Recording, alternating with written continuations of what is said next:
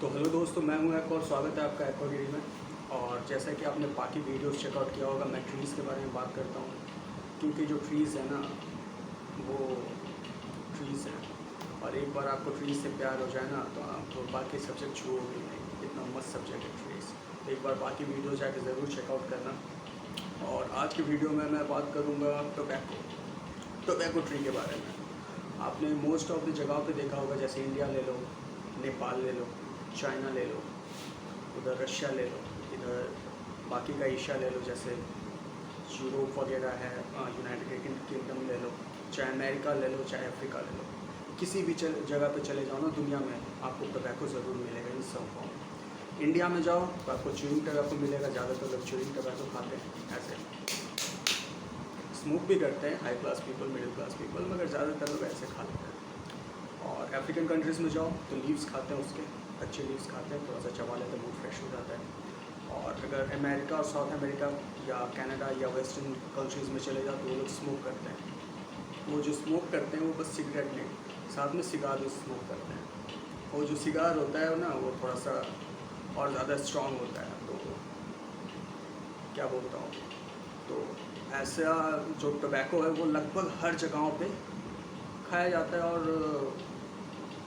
उसी का मैं रीज़न बताऊंगा कि टोबैको इतना एडिक्टिव क्यों, और टोबैको इतना टॉक्सिक क्यों है, और टोबैको इतना ज़्यादा फेमस क्यों है ऑल अराउंड द वर्ल्ड। तो बने रहिएगा वीडियो के साथ में, ठीक है। तो देखिए, टोबैको का जो एवोल्यूशन है, टोबैको ज़्यादा बड़ा प्लांट नहीं होता। देखिए इतना बड़ा प्लांट होता है, मैक्सिमम इतना बड़ा प्लांट, और पत्ते उसके केली की तरह रहते हैं, केली की तरह वो ग्रो करता है। और वो जो फैमिली से बिलोंग करता है वो ग्रास फैमिली से है। ग्रास फैमिली से होने के कारण वो ज़्यादातर ऐसे लैंड पे होगा ना जो थोड़ा सा स्वैम्पी रहे, वो नेचुरल हैबिटाट में। और अगर नेचुरल हैबिटाट में अगर स्वैम्पी लैंड देखना चाहो आप, दो जगहों पर ऐसा लैंड मिलता है। एक वैलीज़ में, जो माउंटेन के लोअर रीजन्स होते हैं, जैसे बड़ा सा पहाड़ है, उसके लोअर वाले रीजन्स में आपको वैसे स्वैम्पी लैंड्स मिलेंगे। और उसका रीज़न ये है कि जब पहाड़ों से क्लाउड्स टकराते हैं तो रेन होता है, और रेन के साथ साथ जो पहाड़ों की जो मिट्टी होती है वो बह के नीचे आती है। और जो पहाड़ों की मिट्टी कट के नीचे आती है, और जब नीचे जमा होती है ना, तो वो जो मिट्टी होता है बहुत ज़्यादा उपजाऊ होता है। और रीज़न इसका कि पहाड़ों पे बहुत सारे ऐसे पेड़ होते हैं जो कि अपना लीव सेट करते हैं, और वो लीव्स जो होते हैं बहुत ज़्यादा रेडिएशन एक्सेप्ट करते हैं। और रेडिएशन में रहने के कारण उनका जो लीव्स होता है उन्हें बहुत ज़्यादा मिनरल्स, बहुत ज़्यादा कार्बोहाइड्रेट्स और बहुत ज़्यादा क्या बोलते हैं एनर्जी होता है। वो जब नीचे डिकम्पोज होके क्या बोलता हूँ हे फॉर्म करता है, फर्टिलाइज करता है, तो उसमें जो कुछ भी ग्रो करता है ना, तो उन चीज़ों का क्या बोलता हूँ, उन चीज़ों का स्ट्रेंथ थोड़ा और ज़्यादा होता है, क्योंकि वो जो मिनरल्स होते हैं वो किसी भी ट्री को बहुत ही ज़्यादा न्यूट्रिशन प्रोवाइड करते हैं। तो जब टोबैको का एवोल्यूशन हो रहा था, मान लीजिए जब टोबैको आज से मिलियन ऑफ ईयर्स पहले इवॉल्व कर रहा था, तो देखिए बकरियाँ कहाँ होती हैं, बकरियाँ हुई, जैसे गाय हुई, या हिरन हुआ। हिरन के साथ साथ आपका नील गाय वगैरह, ये सब जो होते हैं वो सब कहाँ होते हैं, पहाड़ी पे होते हैं। पहाड़ी पे ज़्यादातर बंदर होते हैं, बंदर मिलेंगे आपको पहाड़ी पे। मगर ज़्यादातर वो सब जो बकरियाँ वगैरह होती हैं वो वैलीज़ रीजन में होते हैं, क्योंकि उनको उतना पहाड़ चढ़ने की ज़रूरत नहीं पड़ती। वैलीज़ में ही अपना चढ़ते हैं, वैलीज़ में ही अपना खाते हैं, और अपना वैलीज़ में ही ज़िंदगी व्यतीत करते हैं मोस्ट ऑफ द ऐसे जो एनिमल है नेचुरल हैबिटाट में। तो आज से मिलियन ऑफ ईयर्स अगो सोच लीजिए, उस टाइम पे जंगल कैसा होगा, उस टाइम पे नेचुरल हैबिटाट कैसा होगा। तो ऐसा नहीं है ना कि वो जो नेचुरल हैबिटाट है वैलीज़ में, आज के वैलीज़ में उतने आपको पेड़ नहीं मिलेंगे, और उस टाइम के वैलीज़ में बहुत ज़्यादा पेड़ होते थे, और बहुत ज़्यादा डेंस वहाँ का भी एटमॉस्फेयर था। मगर आप जानते हैं दो तरीके के इकोसिस्टम होते हैं, एक प्लांट इकोसिस्टम, एक एनिमल इकोसिस्टम, और ये दोनों इकोसिस्टम एक साथ सर्वाइव करते हैं। मगर जो हायर एल्टीट्यूड का इकोसिस्टम है, जो माउंटेन का इकोसिस्टम है, वो हायर एल्टीट्यूड का इकोसिस्टम जो है उसमें थोड़ा सा ऑक्सीजन लेवल कम होता है, क्योंकि oxygen is denser than most of the air molecules, so it always comes down. So जो नीचे के रीजनों के जो पेड़ होते हैं, जो वैली वाला रीजन होता है, वो बहुत ज़्यादा न्यूट्रिशियस होता है इन टर्म्स ऑफ नीचे से हे मिल रहा है, फर्टिलाइजेशन मिल रहा है, और ऊपर से आपको ऑक्सीजन प्लस जो कार्बन डाइऑक्साइड है, ऐसे जो फनलिंग हो रहा है, जैसे ऊपर से ऑक्सीजन आ रहा है, तो ऑक्सीजन आ रहा है तो वो तो नीचे गिरेगा, ठंडा है, माउंटेन का ठंडा है। जानते हो कोई भी हायर एल्टीट्यूड पे जाओगे तो ठंडा होता है, क्योंकि वहाँ पे रेडिएशन कम होता है, ठीक है। तो ठंडा है तो नीचे आ रहा है, ऑक्सीजन नीचे आ रहा है, और जब ऑक्सीजन नीचे आ रहा तो एक साथ एक तरीके का चैनलिंग का काम कर रहा है, क्या बोलता है, वैक्यूम का काम कर रहा है। और जब वो वैक्यूम का काम कर रहा है तो ऊपर के सारे हवा को नीचे खींचता है, और जब नीचे खींचता है तो ऊपर का जो कार्बन डाइऑक्साइड है एयर का वो भी नीचे आते हैं और पूरे फॉरेस्ट में फैल जाते हैं। तो वो जो एरिया है ना, वैली का एरिया, बहुत ज़्यादा न्यूट्रिशियस होता है। तो इस कारण से वो जो वैली का एरिया बहुत ज़्यादा न्यूट्रिशियस है, और उस क्लाइमेट में, उस एटमॉस्फेयर में कुछ भी ग्रो करता है तो बहुत न्यूट्रिशियस होता है। तब मान लीजिए जब एक ट्री है वो खुद को ग्रो कर रहा था तो उसको कैसे ग्रो करेगा। अब वहाँ पे वैसे न्यूट्रिशियस क्लाइमेट में ऐसा नहीं है ना कि बस आपको प्लांट से ट्रीज़ ही मिलेंगे। वैसे न्यूट्रिशियस क्लाइमेट में आप जानते हो एनिमल्स भी रहते हैं। कोई पेड़ दिख गया अच्छा सा तो पेड़ खाने आ जाएंगे, कुछ दिख गया अच्छा था कुछ खाने आ जाएंगे। वो एक इकोसिस्टम होता है फॉरेस्ट का, आप जानते ही हैं। तो अब जब टोबैको ग्रो कर रहा था तो टोबैको देखिए वो तो ग्रासियस है, जैसा मैंने आपको बताया वो स्वैम्पी एरिया में होता है जहाँ पे उसको ज़्यादा से ज़्यादा न्यूट्रिशंस मिले। अब जब वो ग्रो कर रहा था तो एक सेकेंड, जब वो ग्रो कर रहा था तो वो जो वैली वाला एरिया है वहाँ पे जब वो ग्रो कर रहा था तो देखिएगा वैली वाले एरिया में जहाँ भी आप ऐसा वैली वाला एरिया देखिएगा ना, अगर वहाँ पे मॉर्निंग के टाइम पर चले जाएँ, सुबह के टाइम पे, जैसे सुबह 3 बजे से लेके 5 बजे तक, तो वो जो टाइम होता है ना वो फॉरेस्ट के लिए सबसे बेस्ट टाइम होता है, क्योंकि फ्लावर्स ब्लूम करते हैं। कोई भी फ्लावर ब्लूम करता है, फ्लावर ब्लूम करते हैं, प्लस जो नीचे के आप जानते हैं कि 3 तरीके का इकोसिस्टम होता है, ट्री इकोसिस्टम है। पहला हायर सबसे बड़े पेड़, दूसरा मीडियम साइज पेड़, तीसरा छोटे साइज पेड़, और उसके बाद आता है ग्रास सिस्टम।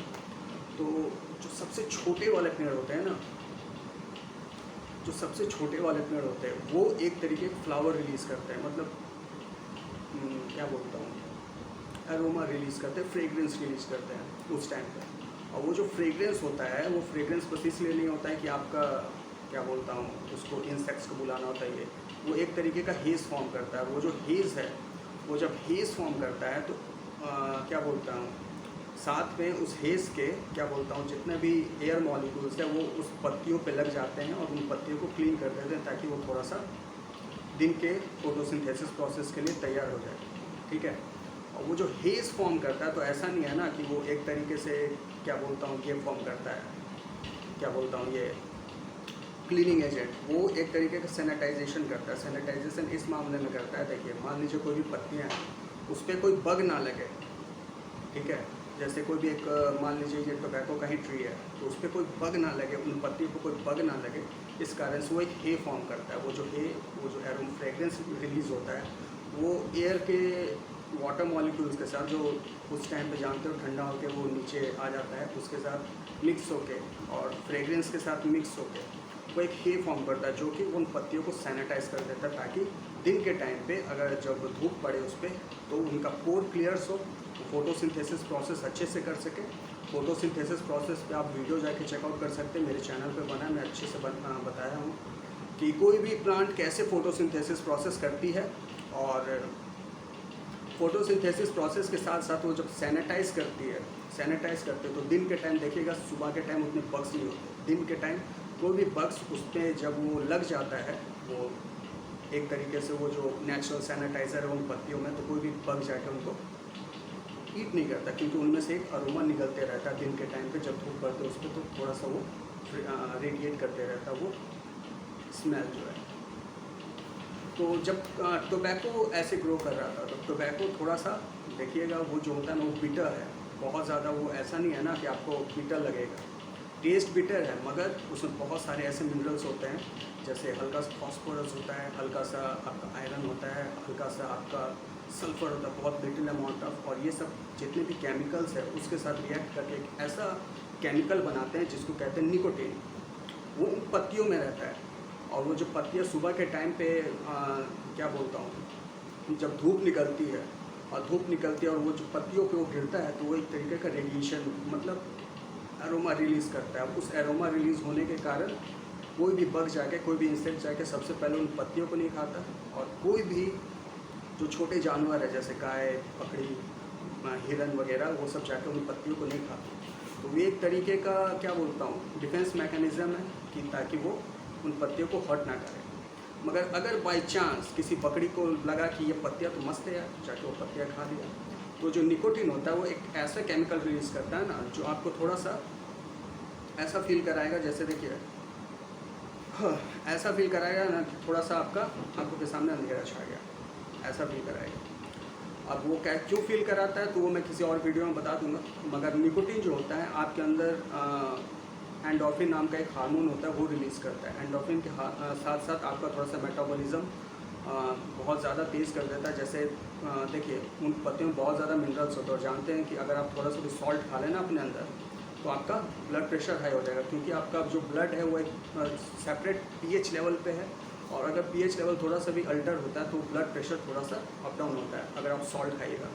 तो उसमें भी एक तरीके का सॉल्ट होता है, जब वो आप चबाइएगा तो वो मिनरल्स आपके बॉडी के अंदर जाएगा, मतलब अगर स्मोक कीजिएगा तो बॉडी के अंदर जाएगा और आपके ब्लड स्ट्रीम के साथ रिएक्ट करके आपको थोड़ा सा मेटाबॉलिज्म वो क्या बोलता है स्लो डाउन कर देता है और थोड़ा सा ब्लड प्रेशर बढ़ा देता है। आप बोलिएगा मेटाबॉलिज्म स्लो डाउन कर देता है ब्लड प्रेशर, तो वो मेटाबॉलिज्म स्लो डाउन होता है वो केमिकल के कारण जो निकोटिन है, और जो ब्लड प्रेशर हाई होता है वो आपका इसलिए होता है क्योंकि आपका केमिकल एजेंट कोई एक्स्ट्रा एजेंट आ रहा तो बॉडी उससे रिएक्ट करने के लिए थोड़ा सा अपना ब्लड प्रेशर हाई करा देती है। और जब ये हाई करा देते हैं तो देखिए जब मेटाबॉलिज्म हो और हल्का सा ब्लड प्रेशर हाई हो जाए तो ये कौन सा स्टेट होता है, ये कौन सा स्टेट होता है, ये एक तरीके का सोने का स्टेट है। मतलब जब आप सोते हैं तो ऐसा स्टेट फॉर्म करता है कि आप सो रहे हैं नींद में और आपका बॉडी रन कर रहा है, समझ रहे हैं। तो इस तरीके का स्टेट फॉर्म करते हैं आपको थोड़ा सा, तो उस कारण से आपको थोड़ा सा रिलैक्स फील होता है जब भी आप टोबैको खाओ। तो जब आपसे आज से मान लीजिए 20-25 हज़ार साल पहले जब ह्यूमन्स इवॉल्व कर रहे थे, वो लोग गए जंगलों में, देखा टोबैको प्लांट खाया, समझ रहे हैं, ऐसे करके वो थोड़ा सा नशे में आ गया। और जब नशे में आ गए तो एक बार कोई भी चीज़ एडिक्टिव होता है तो एक इंसान से दूसरे इंसान में फैलता है, समझे। तो उनको अच्छा लगा तो वो खाएं, दूसरे खाएं, दूसरे खाएं, ऐसे करते करते वो जो टोबैको लीव्स था वो इवॉल्व कर गया। और आप जानते हैं आज टोबैको कैसे खाया जाता है वो मैं नहीं बताऊंगा, क्योंकि वो मेरा सब्जेक्ट नहीं है। मेरा बस एक टोबैको प्लांट के बारे में बताना है कि ट्री क्या होता है और कैसे उस टोबैको प्लांट ने अपना एवोल्यूशन किया, ठीक है। तो और देखिए किसी भी ट्री में उनके पोलेंस होते हैं, मतलब पोलेंस मतलब सीड्स होते हैं, और जो टोबैको के सीड्स होते हैं वो बहुत ज़्यादा डेलिकेट होते हैं, क्योंकि वो मैंने बोला वो स्वैम्पी लैंड में होते हैं। और कोई भी चीज़ जब स्वैम्पी लैंड में ग्रो करेगा ना, उतना ज़्यादा फर्टिलाइजेशन में, उतना ज़्यादा इसमें, तो उनके सीड्स देखिएगा ज़्यादा बड़े बड़े उनको बनाने की ज़रूरत नहीं पड़ती, उनके सीड्स बहुत छोटे छोटे होते हैं। क्योंकि वो सीड जब फॉल करते हैं उस हे वाले उस फर्टिलाइजेशन वाले प्रोसेस में, और जब ओस की बूंदें उस पर गिरती हैं और हल्का सा बारिश उस पर पड़ता है तो वो फिर से ग्रो कर जाते हैं। तो उनका सीड्स स्ट्रक्चर वैसा है, इसीलिए जो टोबैको के लीव्स हैं उनके लीव्स बड़े बड़े होते हैं। देखिएगा हमेशा लीव्स ऐसे बड़े बड़े होते हैं। अब बोलिएगा कि सर लीव्स बड़े बड़े होते हैं और सीड्स छोटे छोटे, अब देखिए वो जो पेड़ तो उसके ऊपर बहुत बड़े बड़े हैं, क्योंकि मैंने बताया वो बड़े बड़े फॉरेस्ट में जब होता था इवॉल्व करता था, तो वो अपने पत्तों में वो अपने उसको पानी देगा कैसे, देगा कैसे। तो वो जो सुबह के टाइम पे वो जो ओस की बूंदें गिरती है ना, वो अपने पत्तों में ऐसे टच करा के जमा करके और धीरे धीरे उनको रेडिएट करके अपनी जड़ों तक दे देता है, ताकि उनका जो प्लांट है वो ग्रो नीचे वाला सरफेस वो वेट रहे, और वो जब दिन का टाइम हो तो उनको इनफ वाटर मिले ताकि वो फोटोसिंथेसिस प्रोसेस कर सकें।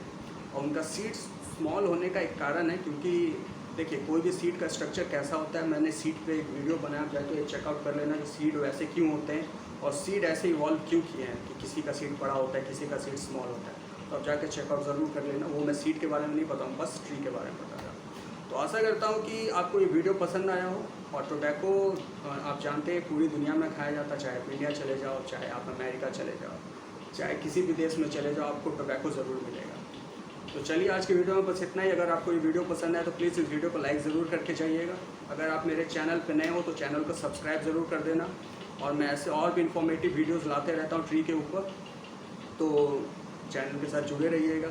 और मेरा एक इंस्टाग्राम चैनल भी है, अगर आपको इंस्टाग्राम पे जाना है तो आप जाके डेस्कटॉप पे तो ऊपर ऐसे लिंक पे चेकआउट कर सकते हैं, आपको इंस्टाग्राम मिल जाएगा। और अगर आप फ़ोन पे हैं तो आप मेरा प्रोफाइल क्लिक करके, मतलब यूट्यूब चैनल क्लिक करके आप मेरे प्रोफाइल पे देख सकते हैं, आपको लिंक मिल जाएगा, आप जाके इंस्टाग्राम पे जा सकते हैं। तो चलिए आज की वीडियो पे बस इतना ही। और हाँ, जाते जाते वीडियो को लाइक और शेयर ज़रूर कर देना अपने दोस्तों में, अगर ये इन्फॉर्मेशन आप लोगों को इन्फॉर्मेटिव लगा। और हाँ, चैनल को सब्सक्राइब करना मत भूलना, ठीक है। तो चलो आज की वीडियो में बस इतना ही। Thank you.